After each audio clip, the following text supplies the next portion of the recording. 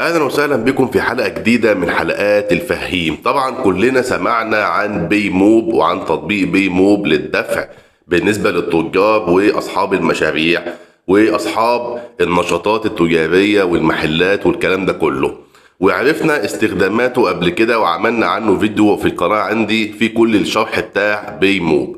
طبعا شركة ماي فوري مش هتسكت، لان شركه ماي فوري دلوقتي بقت هي اكبر شركه مدفوعات الكترونيه.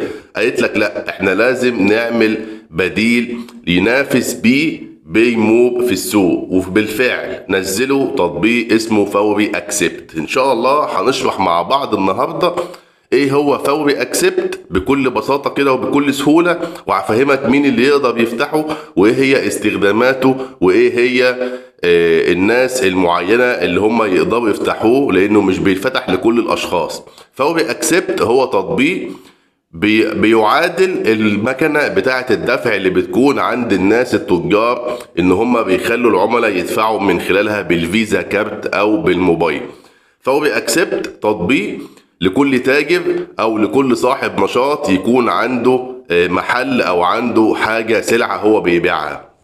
بدل ما تروح تفتح او تجيب مكنه تخليها عندك عشان خاطر العملاء يدفعوا، لو واحد معاه فيزا او حاجه من دي يدفع، لا، انت بكل بساطه هتنزل تطبيق على الموبايل تقدر تبعت للشخص ده يعني نظام رابط كده تبعته له على الواتساب، وبمجرد ما الشخص او العميل يدخل على الرابط ده ممكن يدفع بالفيزا بتاعته عادي خالص والفلوس توصلك. ممكن كمان عن طريق الكيو ار كود تقدر انك انت تستلم برضه فلوس من العميل لو هو داخل المتجر بتاعك، وكمان ممكن بالكارت بتاعه لو الفيزا بتاعته فيها NFC وانت الموبايل بتاعك فيه NFC، تقدر برضه من خلال فوري اكسبت انك انت تمرر الفيزا على ظهر الموبايل بتاعك ويتم الدفع من غير اي مشاكل.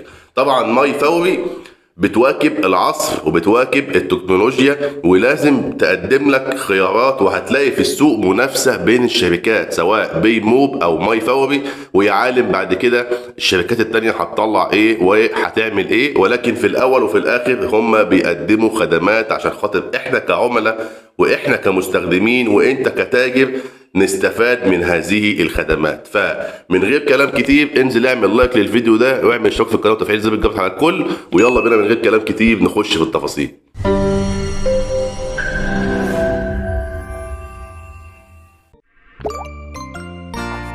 مبدئيا كده انا هشرح لك الموضوع بشكل نظري عشان خاطر انا ما عرفتش ان انا اعمل اكونت او افتح حساب على فوري اكسبت، لانه طبعا بيحتاج سجل تجاري، بيحتاج شهاده ضريبيه، بيحتاج كمان كشف حساب من البنك ان انت فاتح بيه حساب شركات او حساب للنشاط التجاري بتاعك.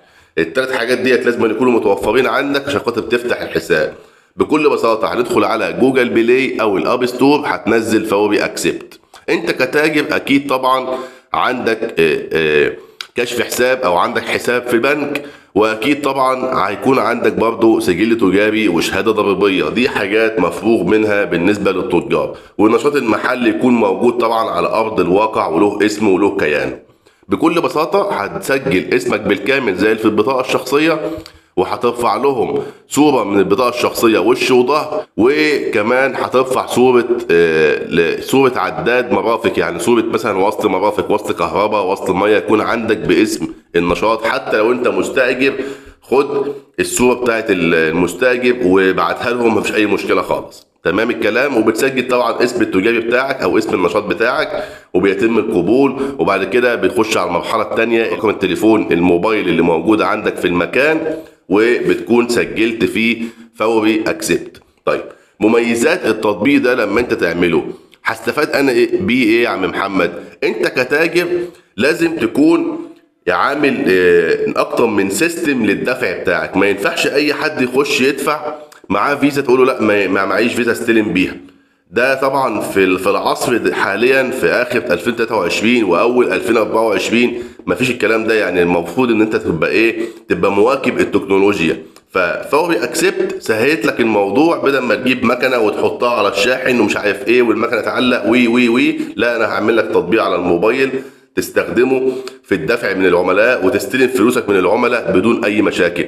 حتى لو انت اونلاين، لو انت مثلا عامل بتبعت حاجه اونلاين شحن وعايز الراجل يبعت لك الفلوس، بدل ما تخش في فودافون كاش او حواله او بمجرد انك انت تخش على فوري اكسبت تكتب رقم العميل واسم العميل والمبلغ، تبعت له الرابط على واتساب او على رساله، بيدخل هو العميل على الرابط ده بيحط بيانات الفيزا. طبعا موضوع امن بشكل كامل لانه تابع لشركه ماي فوري العملاقه في التكنولوجيا وخدمات المدفوعات الرقميه، وبيتم التأكيد عليه وبيدفع الفلوس بتوصلك على حسابك في فوري اكسبت بدون اي مشاكل.